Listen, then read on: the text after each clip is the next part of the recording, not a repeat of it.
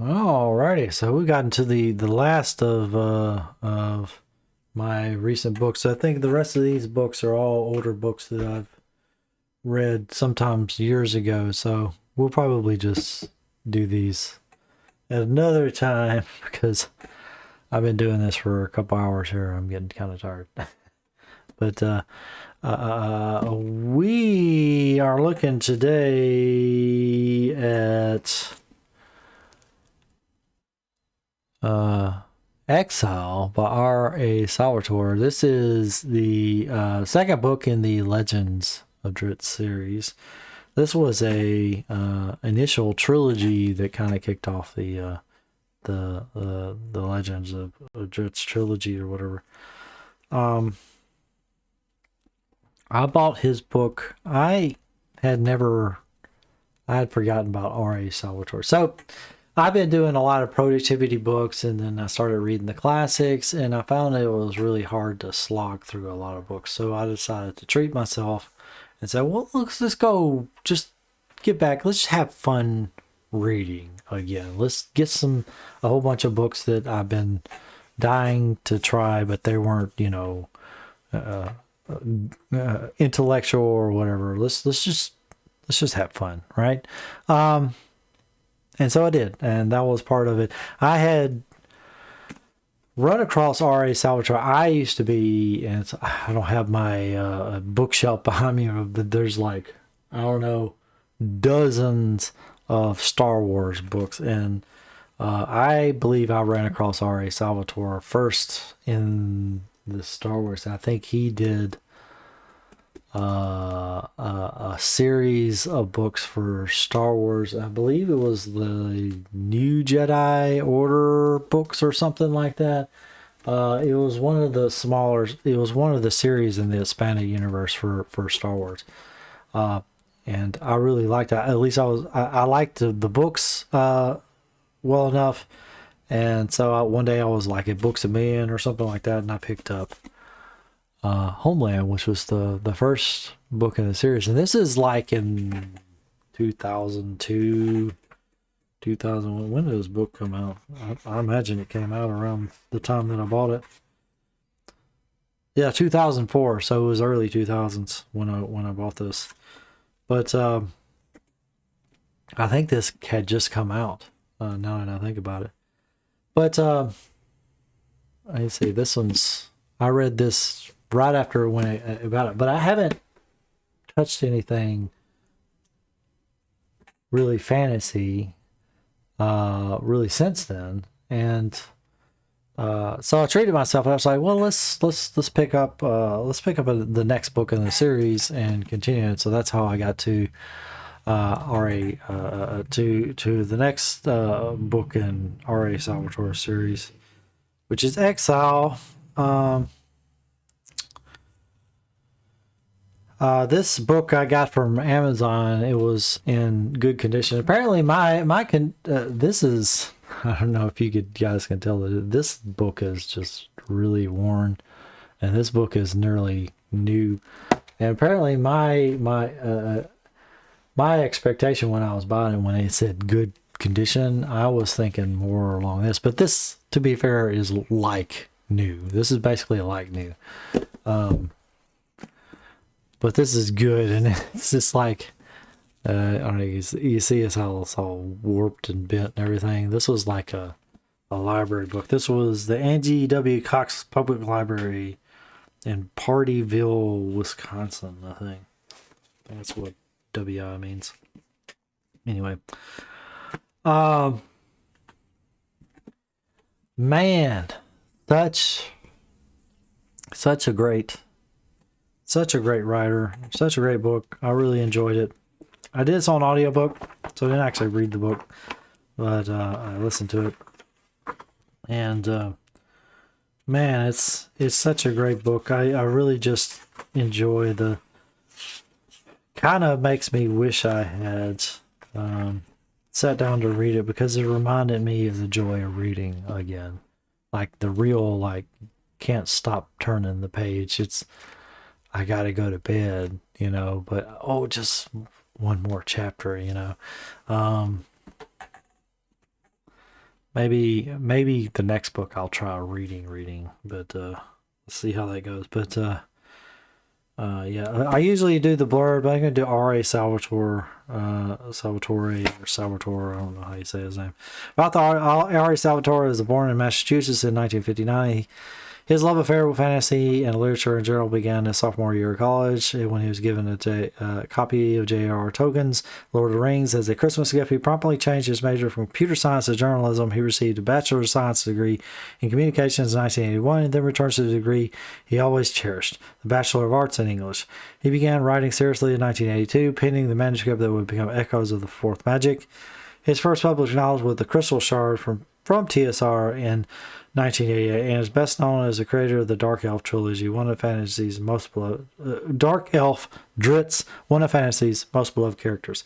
His novel, The Silent Blade, won the Orange Arrow in the fall of 1987. His letters, manuscripts, and other professional papers were donated to the R.A. Salvatore Library at his alma mater, Fitchburg State College in Massachusetts. But so this is to give the thing. This is in the Forgotten Realms series. So there's a whole bunch of authors who write for Forgotten Realms, and if you don't know, Forgotten Realms is basically the default setting for 5th edition Dungeons and Dragons. So this is the world of Dungeons and Dragons for the most part. There's several different. There's Eberron, there's Planescape, there's Forgotten Realms, there's Dragonlance, there's I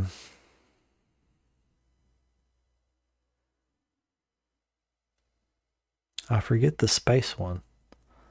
There's the space one that I just bought. I have a whole set of it. Whatever.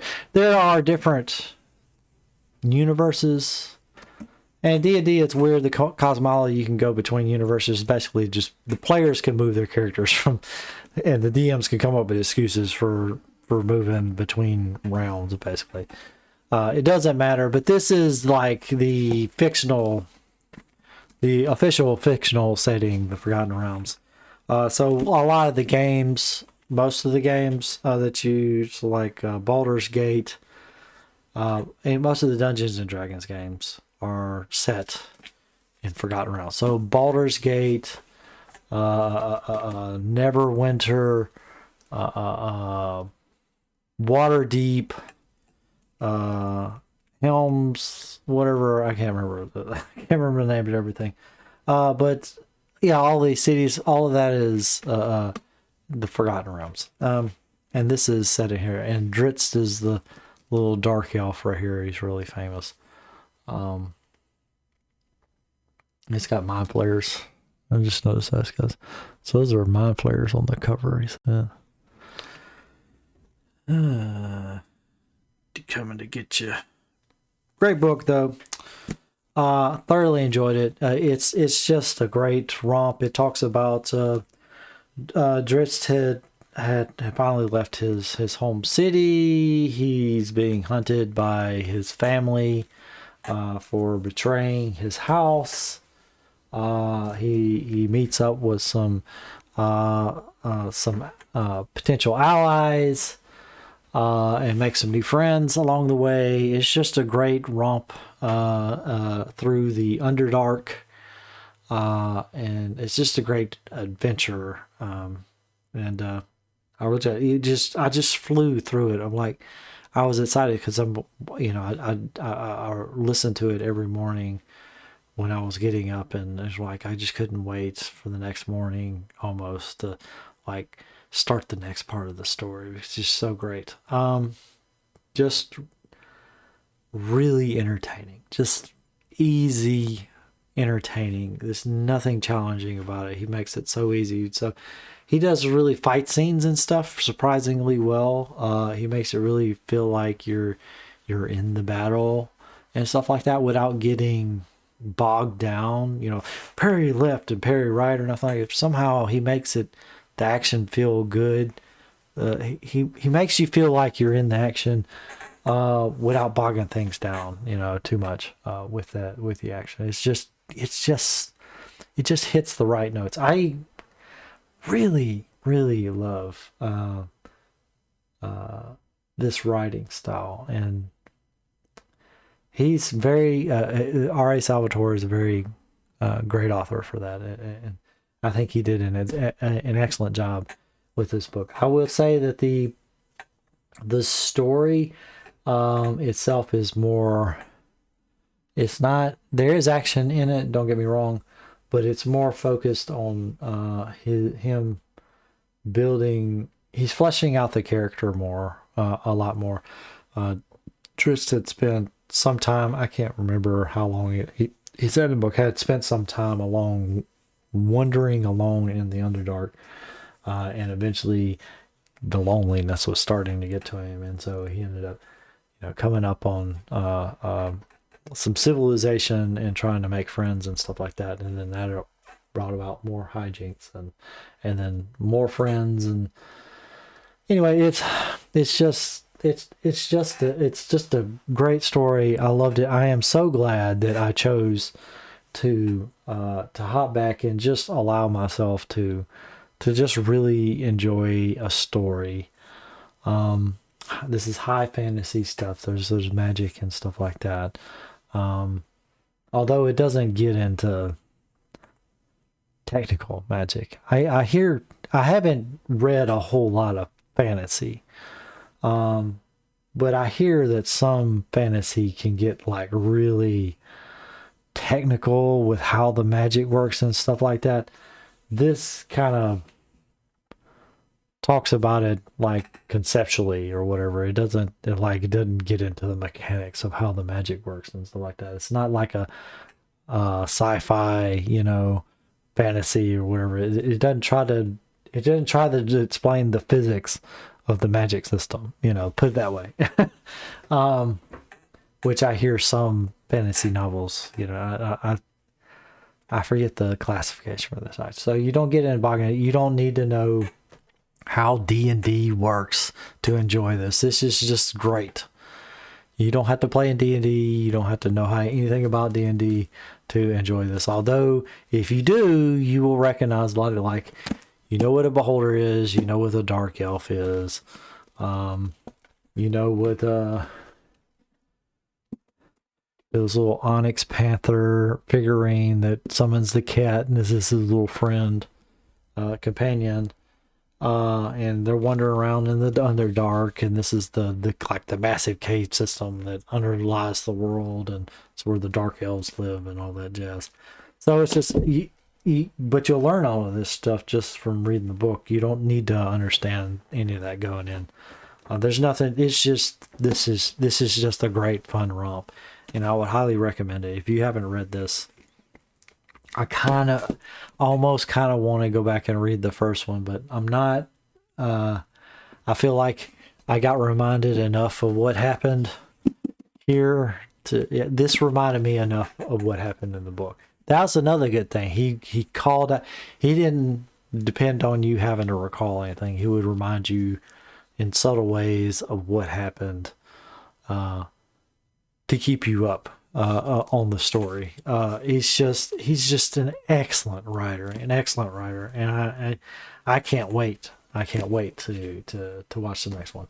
Anyway, I'm just going to keep glowing about this one, but it's a great read, and yeah, I would highly recommend it. And I will. Let's just do a little bit of pause here. So we did, barring this book, which wasn't actually a review. This is what we've done today, as these reviews today. So this is basically another month. So if I do 2 weeks, well, actually, so that's 5 books. If we do it every 2 weeks, then that's 2.5 months more. So that puts us like into June. So I'm not going to do that. We're not going to push the queue all the way out to June. It's February right now. What we're going to do is we're going to bump everything up to once a week. And then if I have like a one-off video I want to do, I'll just bump everything back a little bit. But this should get the queue up to um, I think if we bump everything up, this will probably be, I'm trying to think here.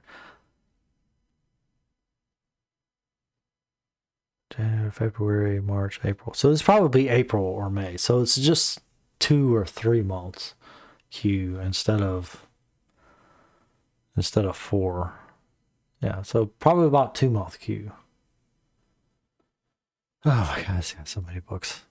Seriously, guys, I'm like, if it start utilizing your free time to read, and you will find that you can't. There's so much that you could read. Like I do my morning walks, and that's how I get so much reading done. I have something to read in the bathroom when I'm taking a bathroom break. I have something to read a little bit there. And just between those two, I am reading so much. It is ridiculous. I don't even dedicate any time to reading anymore. And the rest of my time I spend trying to catch up on these book reviews. This will be coming, so that'll be another month. A little over a month reviews coming. But then we're going to do these tomorrow because, geez Louise, I have way too many. I'm running out of steam. You guys don't care. So yeah, I'll see you guys next time. Probably a week from now. And yeah. See you guys.